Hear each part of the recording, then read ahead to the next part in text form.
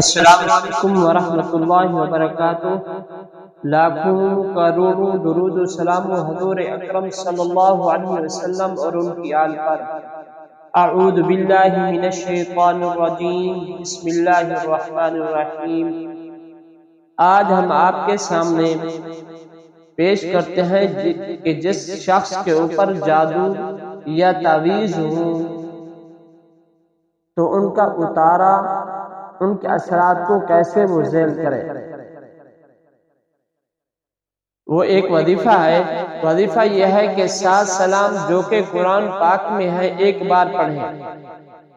بسم اللہ الرحمن الرحیم، سلام قولا من رب الرحیم، سلام علی نوح فی العالمین، سلام علی ابراہیم، سلام علی موسیٰ و ہارون، سلام علی الیاسین، سلام علیکم طبتم فادخلوها خالدین، سلام ہی حتی مطلع الفجر۔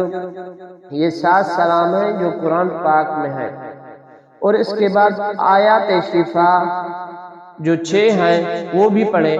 وَيَشْفِ صُدُورَ قَوْمٍ مُؤْمِنِينَ وَشِفَاءٌ لِمَا فِي الصُّدُورِ يَخْرُجُ مِن بُطُونِهَا شَرَابٌ مُخْتَلِفٌ أَلْوَانُهُ فِيهِ شِفَاءٌ لِلنَّاسِ وَنُنَزِّلُ مِنَ الْقُرْآنِ مَا هُوَ شِفَاءٌ وَرَحْمَةٌ لِلْمُؤْمِنِينَ وَإِذَا مَرِضْتُ فَهُوَ يَشْفِينِ قُلْ هُوَ لِلَّذِينَ آمَنُوا هُدًى وَشِفَاءٌ۔